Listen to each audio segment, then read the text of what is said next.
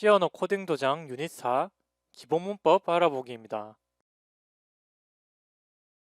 지금까지 간단하게 C 언어로 문자열을 출력해 봤습니다. 이번에는 C 언어의 전체적인 문법을 알아보겠습니다. 먼저 세미콜론입니다. C 언어는 구문이 끝날 때 세미콜론을 붙입니다. 이렇게 printf hello world가 있으면 끝에 세미콜론을 붙입니다. C 언어에서는 이 세미콜론을 생략하면 컴파일 에러가 발생합니다. 그래서 항상 세미콜론을 주의해야 됩니다.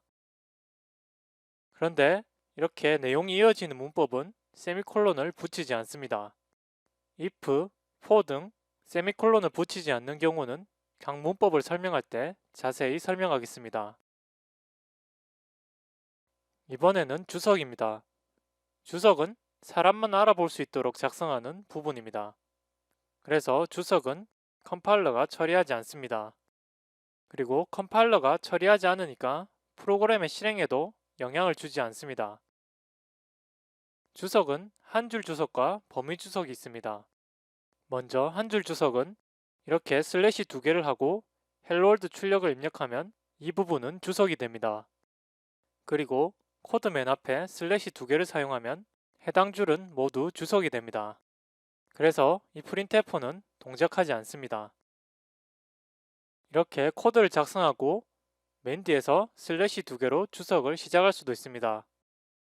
그리고 이렇게 코드가 두 개 있을 때 슬래시 두 개를 붙이면 이 뒤에 있는 printf는 동작하지 않습니다. 이번에는 범위 주석입니다. 범위 주석은 슬래시 별로 시작해서 별 슬래시로 끝납니다. 이렇게 시작 부분과 끝 부분 사이에 있는 코드는 모두 주석이 됩니다. 그리고 범위 주석은 이렇게 코드 한 줄에서 부분만 주석으로 만들 수 있습니다. 그리고 C원에서 또 중요한 부분이 중괄호입니다. 중괄호는 이렇게 코드에서 범위를 나타냅니다. 그래서 이렇게 중괄호로 묶은 부분은 메인 함수의 범위입니다. 그리고 중괄호는 if나 for 등의 키워드가 영향을 미치는 영역을 정할 때도 사용합니다. 그리고 중괄호는 구조체, 공용체, 열거형 등을 정의할 때도 사용합니다. 여기서 이렇게 중괄호 뒤에 세미콜론을 붙일 때도 있고 붙이지 않을 때도 있습니다. 이 부분은 각 문법을 설명할 때 자세히 설명하겠습니다. 이번에는 중괄호의 위치입니다. C언어에서 중괄호의 위치는 딱히 문법으로 정해져 있지 않습니다. 하지만 사람들이 주로 사용하는 스타일이 있습니다. 먼저 줄의 시작 부분에서 중괄호를 사용하는 스타일입니다. 이런 스타일은 C언어에서 주로 사용합니다. 그리고 줄의 맨 마지막에서 중괄호를 사용하는 스타일입니다. 이런 스타일은 주로 자바에서 사용합니다. 어떤 스타일을 사용해도 큰 문제는 없습니다. 하지만 다른 사람이 만든 소스 코드를 수정할 때는 기존의 스타일을 따르는 것이 좋습니다. 이 책에서는 구조체, 공용체, 열거형 등을 정의할 때는 2번 스타일을 사용하고 나머지는 모두 1번 스타일을 사용하겠습니다. 이번에는 들여쓰기입니다. C언어 소스 코드를 작성할 때는 들여쓰기를 합니다. 보통은 여는 중괄호가 시작될 때 들여쓰기를 합니다. 이렇게 메인 함수에 여는 중괄호가 시작될 때 들여쓰기를 합니다.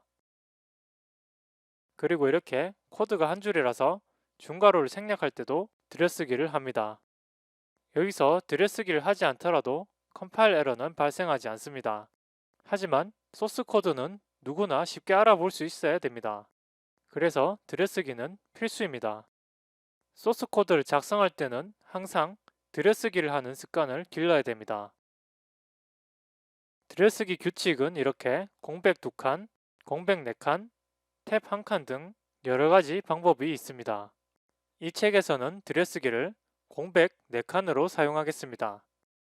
C언어에서는 들여쓰기 방법이 문법으로 정해져 있지 않습니다. 하지만 다른 사람이 만든 소스 코드를 수정할 때는 기존의 들여쓰기 규칙을 따르는 것이 좋습니다. 지금까지 C언어의 전체적인 문법에 대해서 설명했습니다.